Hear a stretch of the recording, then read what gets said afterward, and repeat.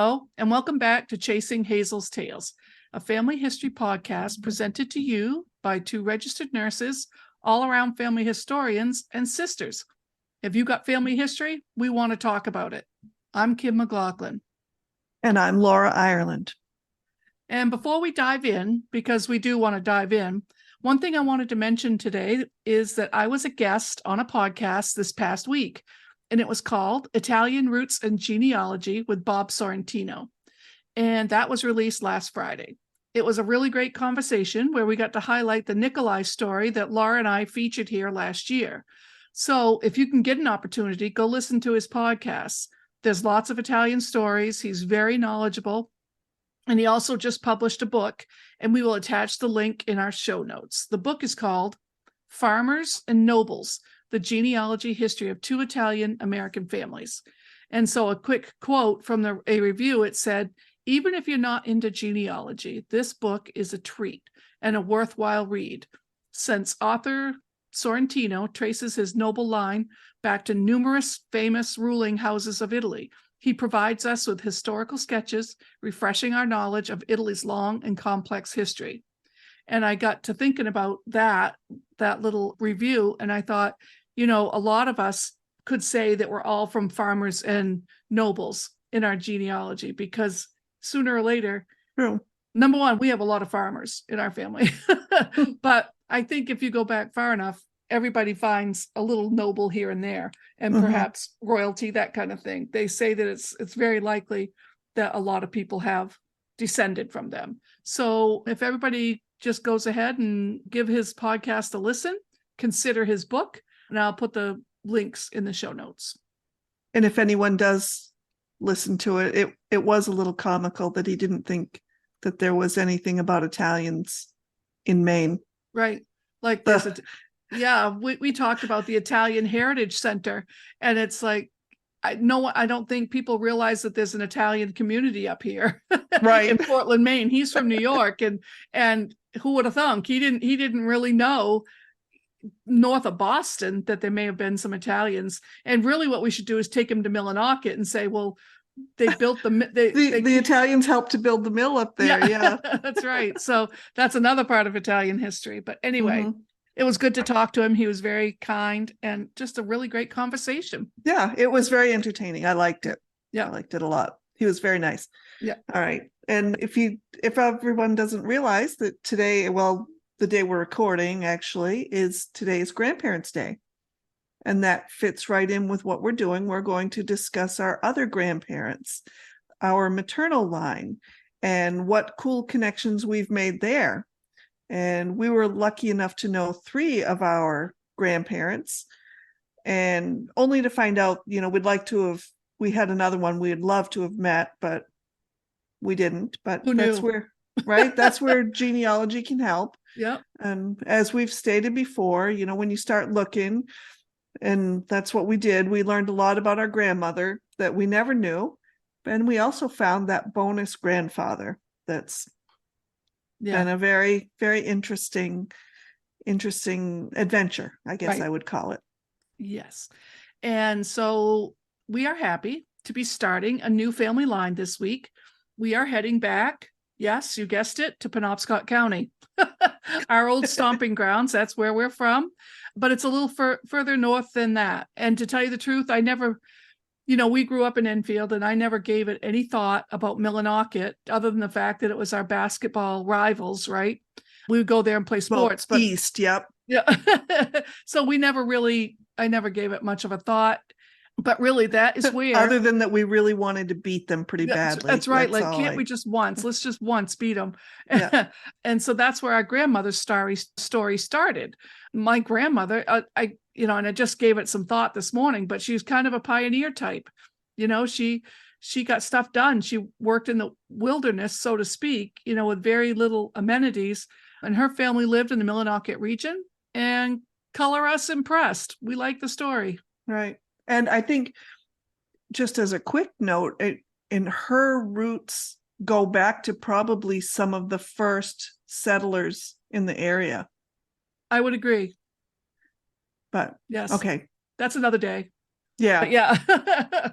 So anyway, Millinocket also known as the Magic City. And I had to look that one up because I wasn't quite sure why they call it the Magic City. And it's because the city was built so quickly. Right. It did boom around the paper Yep. industry. And So, Skank High School, right? hmm, They named Skank High School after the gentleman who got all the Italian immigrants in to build that mill. oh, And they were conscripted, meaning they had a debt to pay because it got them here. I was just reading that too about Millinocket. you mean from Italy? Right. So, So okay. so they were offered, passage or voyage and in exchange for labor when they got here. So I don't know how long it took them to work that off, So they were given it, Okay. hey, we're going to offer you a trip to Maine. You can build this here mill and, To an area that's more woods than people. that's right. That's right. But the air is really fresh. It's really great. And they have Yeah. beautiful lakes. So And yeah, I believe that most of them lived in Millinocket and not East Millinocket, though, where the Skank High School that's is. true. But it was anyway, they did mention Skank, the gentleman. I don't have it up right now. I don't have it in front of me. Yeah. But he was one of and that perhaps, that got him a name on a mill, a high school. But that family was prominent. Okay. So Millinocket, the Magic City, also known as the city that paper built, and Maine's biggest small town. But like many names in the many areas of Maine, Millinocket is an Abenaki word that means the land of many islands. There. And that Also that looked fits. that one up. I've learned so much today, Yeah. Kim. And I look at the maps. I'm just thinking, how did these people, I love maps. I love to look at them. Mhm. How did these people say, our ancestors know? I mean, there are so many lakes and islands and portages and places to go from this lake to that lake, here to there and everywhere. And it would just have been, it was amazing, the mappage that they had. I think people were very clever back in the day. Yep. I agree don't know with how you. they did it all. Yep. Yep. But, and as I mentioned, first settlers of European descent came to Millinocket in 1829. I'm not sure if that's true of Medway. That's where Grammy's relatives were in, but I think it must Right. be pretty close. Right. Anyway, but so always known for the hunting and sportsman's paradise, the whole Millinocket area, and also logging and paper making hub throughout the heyday of the paper industry in the Northeast. It was a big town with great schools, lots of stores and entertainment, anything you can imagine to support a large working community of the day. And, over the last few decades, and I'm not sure exactly, when you can pinpoint that, but with the decline of the paper industry in general, the area has now become refocused on outdoor recreation. And as a supporting fact, I guess I would call it, the population in Millinocket now hovers around 4,100. But in the booming paper days, say around 1970, the population was almost double that at 7,700. So there were a lot of people that lived in Millinocket. Yeah, it was huge. Yep. And do you remember, Kim, like in our little school in Howland, right. Where we struggled to have 100 kids in a class, and right. We didn't have a lot in our school. Our school was pretty poor. Right. And I can remember thinking to ourselves, oh my gosh, Stearns High School, they had a pool, they had all these teams, their schools appeared to have so much money and so much opportunity, so many students. They were class A. They just, anyway, they had so much. Right. But anyway, and it's not the case anymore. They struggle just like every other school to have even 35 students, I think. I don't even know what the number is, but anyway.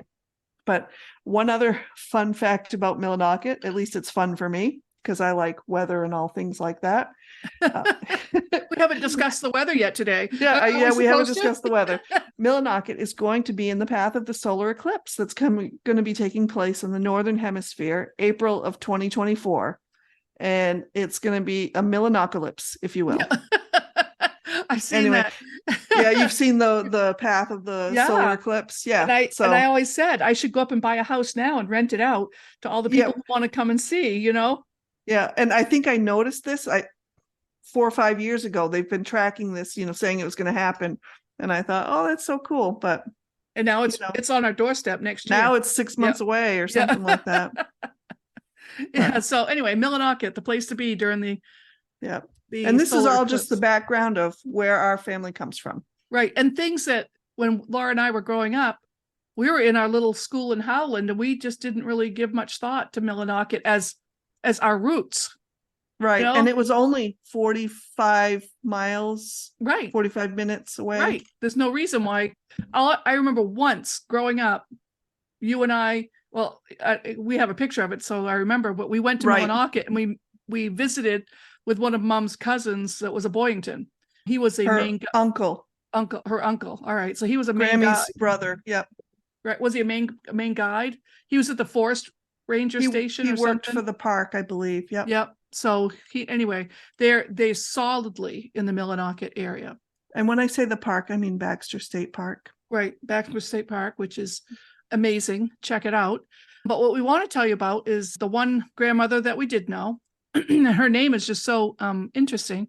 Her name was Thelma Persis, and Persis is spelled Persis, and that's Haskell. Thelma Persis Haskell. So that's an unusual name. You don't come across that every day. So it also, Persis was her grandmother's name. So that was a family name. Anyway, Grammy Thelma was born, we called her Grammy, was born in 1909 in Medway, Maine, according to her obituary. But her birth certificate said Norcross. And I didn't even really know that Norcross was a place for the longest time. But Norcross is a small village located in central Maine on the edge of the North Twin Lake and West Branch of the Penobscot River. And Norcross was founded in 1893. Now it's just a quiet little settlement of homes and summer camps, but it was once the destination for sportsmen, river guides, lumbermen via the Bangor and Aroostook Railroad, and supported a railway station, a steamboat wharf, a post office, a hotel, they have a hotel, store, and school. And the years after 1930 saw a gradual decline of activities in Norcross because of the Depression, and the automobile had arrived, which allowed people to drive themselves to where they needed to be. And so fewer people relied on guides and things like that. So anyway, we found that from the norcrossheritagetrust.org. So there's even a webpage for that, which is excellent. Now, here we are later in our years, and now we're just figuring it out. Right. And I can remember our mother with her siblings mentioning Norcross and talking about it, but I don't remember details other than that they mentioned it. Right. And I don't remember at the time thinking, I don't even know where that is on a map. Where is it? Yeah. I don't even know. I only had a general idea. Yeah. So anyway. Yeah. And, Kim and I were on the younger end of the grandchildren for Grammy Smith, as we referred to her a lot. And there were 18 grandchildren. So you can imagine things were kind of chaotic at times when all of us were together. So we didn't get to spend as much time with our grandmother, even as adults, didn't really get a lot of quality time with her. And I think we both wish I'm sure most of those grandkids would love to be able to go back and talk to her now. Yeah. But we were young and on the go, and her encyclopedia of knowledge of that era is gone. So, but we do have a source who knew enough to chat with her about life in those days. And he grew up, I think, not too far from there. So he had a good knowledge of that. And that would be our cousin's husband, Dick. And we'll get to more of that in a bit. But,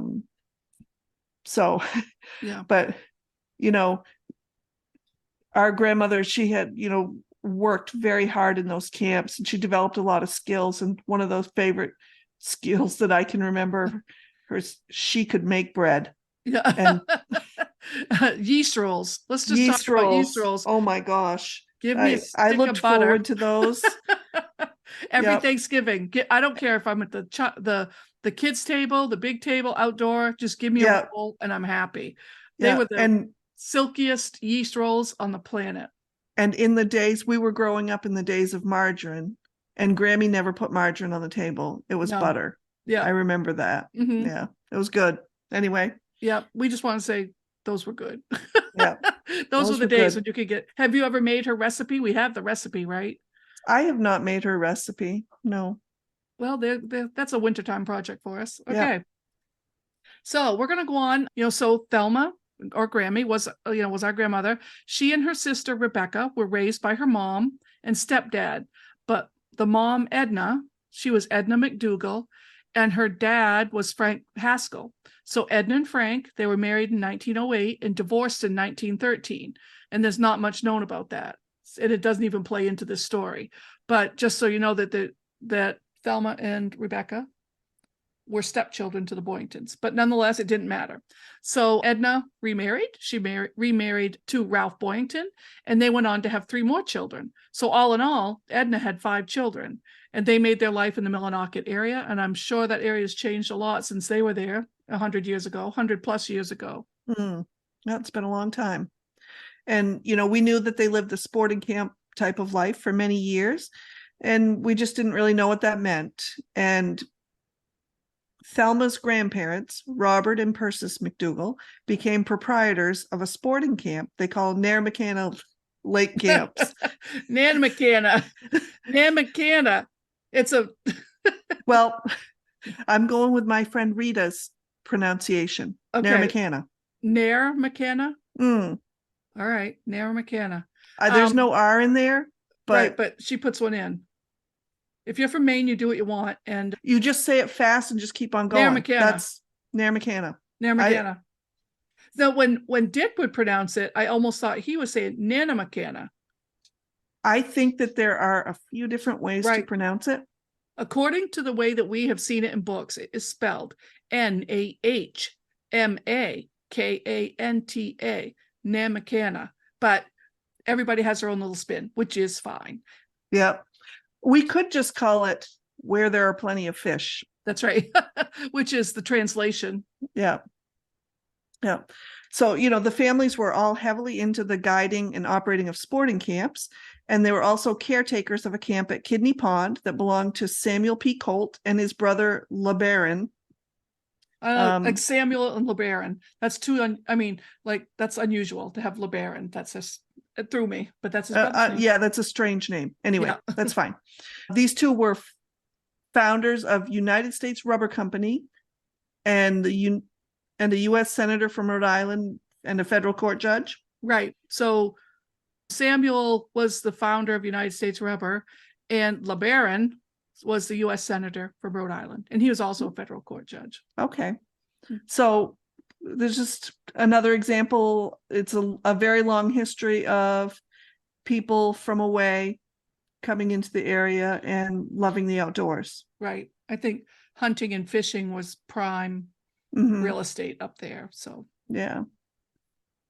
So anyway, so for ease of discussion, just so that, because it can get really crazy going back and forth, and even for us, some of the grandparents were called Big Grammy and Little Grammy and this and that, and it was really hard to keep track of. So for ease of discussion, let's just say that this was a family affair for many years running these camps, and everyone participated, and the family names were Boyington, McDougall, York, and Scott. And Scott just happened to be the married name of one of the sisters of Persis. So, but all those names play into the ownership and the running of these camps and the names that were well known. But I do have one story that I'm going to relay here that Dick had told me about. And we're talking about the Rainbow Lake Fire in Maine. And it was a big deal at that time. And my grandmother, Thelma, would have been 15 years old and working at these camps when this happened. So the Rainbow Lake Fire was a fire that was just above Namacana Lake, and where it burned, and there were lots of firefighters there. And he goes on to tell the story, when the firefighters would get hurt, they used the camps at Namacana as a hospital. And when the fire got away from them, the camps were going to burn. I mean, it was obvious, they could see it coming, and they couldn't get the hurt firefighters out. So they brought the firefighters back, gave them wet burlap bags, put them on the roofs of the camp, and one pump and a hose, and kept spraying. And they used the wet bags to beat the sparks off. And the fire burned down both sides of the camp. went all the way down the other side of the lake and never touched the camps because of what their efforts that they had put in with those burlap sacks and with the water. And that had to have been one scary event. I just can't imagine. But yeah, and to think that Grammy was only 15. Yeah, and they had nothing really to fight with. What would you do? They're so far, they're so remote. Right. It is very remote. Right. And then, so Dick I really appreciate Dick sitting with me that one time and telling me these stories because they're colorful. So I think Laura might have another one. Yeah. I like this one because Kim and I both recall our grandmother. One of the things we remember is if anybody ever caught some fresh trout, she loved she would take any trout that anyone caught and she'd love to eat them. So she was probably quite a good fisherwoman, however you want to say it. Back in the day when she lived in this area, she probably knew a lot of the tricks. Anyway, so one day fishing with a younger brother, Ben, Grammy had a big fish on the line and it was too big. She was in the canoe and it was too big to land the fish in the canoe. So he planned to get her to the shore so she could get out, and he was going to back away and not get tangled in her line. And all of a sudden he's laughing, and I guess laughing really loudly. And she was standing on the beach and saying, "Why are you laughing? Why are you laughing at me, Ben?" And he said to her, "Look up at the beach, look." And she turned and looked, and there was a skunk headed right for her. And she started yelling at him, you get in here right now and get me." So he did come in and pick her up. So I'm sure she appreciated that. Don't you think that's something that our brother would do to us, Kevin would do to us? Yes, although I'm not sure he would have picked us up. No, he would have left us there. Oh, I can't paddle. Something's wrong. Yeah. I don't know. Oh, my arm's broken. My arm's broken. I didn't see no skunk. Yeah. Anyway, that was it. As hard as they worked, they had a good relationship, and they enjoyed themselves. Yeah. And it's important to note that, some of the men, they died way too early. So the deaths that were noted, Robert McDougall, husband of Persis, so that would have been our grandmother's grandmother. Right. Yes. So he died on the 30th of January, 1924 in Grindstone, another area near Millinocket. And it is said it was a logging accident. And we don't really have any more information on that. And then just 1 year later, her daughter Edna lost her husband. Ralph Boynton died on 22 February of 1925, also in Grindstone. And the obituary read, and the obituary was provided online through Great Northern Paper Company, and stated that Ralph was caught between a tractor and a train of sleds that he was about to couple together, and he was instantly killed. They went on to say, working on the drives for the Great Northern Paper Company under A.V. McNeil or George McGuire for the last 15 or 16 years, he had won the name of being the most clever canoeman on Penobscot waters. He was alert, active, and particularly good at handling a canoe in quick water. Fearless and daring in canoe work and river driving, he earned a reputation not soon to be forgotten. He was well known to be a sportsman's guide. He was filling in the slack season by working as a helper to a tractor driver. He was popular in the camps where he worked because of his willingness to help anyone and his cheerful disposition. His loss was keenly felt and cast a gloom over the entire operation. So those are some glowing words for a hardworking man. And we can glean from this that the camping operations were run with great spirit, and we really could say that our grandmother possessed that same spirit. I would agree. Don't you think? She was quite, I don't know. I remember her so fondly. I don't know. She was a very nice lady. Yep. So now by 1925, Persis and Edna were both widows, and they were in charge of these camps. Imagine that. 1925. you know.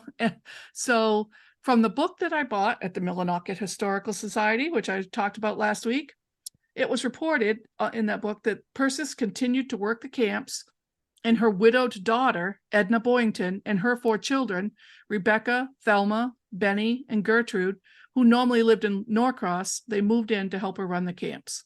So they all continued to run the camps until Persis and Edna sold Nanamacana Lake Camps in 1945.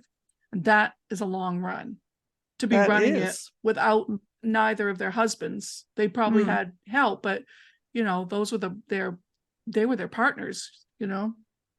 So we have pictures of our mother and her siblings at the camps in Millinocket. I don't know if, I think they might have been right from the same area, but even when It's they at least close. I don't right. know if it's right there, but yeah. So I think Grammy Thelma continued to take the kids back up to Millinocket and enjoy their time there.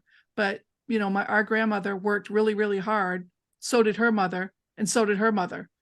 If you think about it, I mean, without a lot of resources. I mean, they had resources, but they had to work hard. Right. They had to create their own success. Right. Really, I mean, right. And cook good yeast rolls.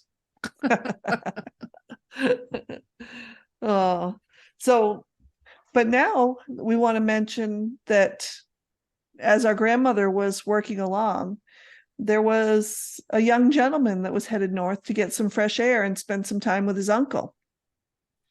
And that young man was our grandfather, Manley Smith, who was born on the 3rd of May in 1908 in Old Town, Maine.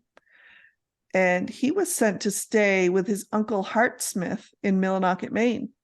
And I believe he was sent because his whole family had been rather sickly. He lost a lot of siblings. His parents had lost many children. And I'm sure they wanted to make sure that he did well. So they sent him up to the woods to strengthen him up and make him nice and strong. So he was sent to stay with his Uncle Hart Smith in Millinocket, Maine. Uncle Hart was listed in 1910 census as a guide. It is important to note that Manley Smith was sent north as he was an asthmatic. His parents had lost 4 of their 8 children in infancy to disease. So we get an idea that his parents do what they have to do to keep their kids healthy. And so we don't have any details of how they met, but I think, as they say, the rest is history. Yes. Yeah, they were married and then raised their family in Old Town, Maine, where our mother's story began. Right. Yeah. And I just can't imagine. So we're not really talking about Grampy Smith today, but he came from one of 8 children, 4 of whom died in infancy. And I think we've talked about this before, Laura. Most of it was like things that are preventable now. Right. I don't know if tuberculosis and some other things. It wasn't, I don't think it was TB either, but anyway. I can't really remember, but childhood illnesses that took a lot of children back in the day that doesn't happen now. Yeah. You know? And so our grandparents, Grampy Smith's parents' gravestone has the list of the 4 children that didn't survive through childhood. They have it right on the back of their stone. So they keep a nice memorial there of the children who didn't survive. But that's just sad. So Grampy Smith went to Norcross, and that's where Grammy was. And we've even got pictures of them together fishing, which is cute. Right. Because that's what they like to do.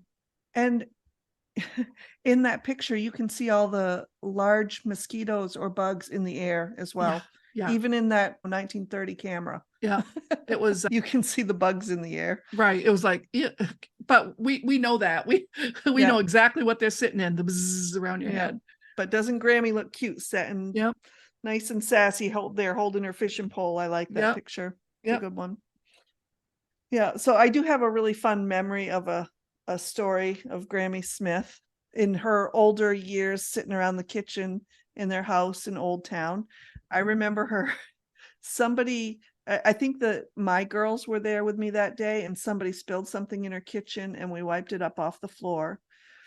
And she came out with the comment that she remembered her mother or her grandmother, I don't know which one, I think it was her mother, saying that her mother used to call that Irish mopping, just wiping the spill up off the floor. Yeah. And now in looking at all this ancestry stuff, I think I get it a lot better than I did back then, because I think her Grammy's family was all Scottish. Yep. And maybe that was just a ethnic insult, I guess. I don't know what else to call it, but the Scottish insulting the Irish cleaning, or I don't know. I'm sure there were a lot of insults back and forth in the day, but and Grampy was Irish. And Grampy's family was Irish, so that just makes it more fun. It just makes it funnier. So but she was laughing. I remember her laughing about it and calling it Irish mopping, and that was a good one. Oh. So anyway, we just want to do a big shout out, thumbs up, do whatever you want to do to all the Maine guides, the hunting camp operators, the outdoor enthusiasts, how they head to northern Maine like religion. I mean, it's almost like religion. They're so happy to be there, and it's really, we call it God's country. Here in Maine, you just go north, you go to God's country. But, so there's many places in Maine to scratch that itch for God's country, but Millinocket has been well known for many years. It's worth checking out. And dang, I wish I had, talked to Grammy about it. That's all. But I didn't. Yeah. Well, thank God we have Dick, who took notes and knows a lot more about it for sure. Yeah. Yep. And here we go about Nana McCanna. Nana McCanna. I don't want to insult anybody, but I don't know how to say it. So I'm going to just say. Just say it fast. Nana McCanna. It's like ripping a Band-Aid off. But there you go. Many fish, which Grammy liked. Yeah. And she fished a lot. Right. Yep. So until next week, please rate, review, and follow us on your favorite podcast platform. We also invite you to reach out to us by email at chasinghazelstales@gmail.com. Tell us your tales or share what you've learned or found interesting about your family. Let us know if you've shaken your family tree and had a few nuts fall out. But if you haven't seen any nuts fall out of the tree, you might just be the nut in your family. I think it's me. I wasn't going to say anything. No, I wasn't going to say. I think it's me.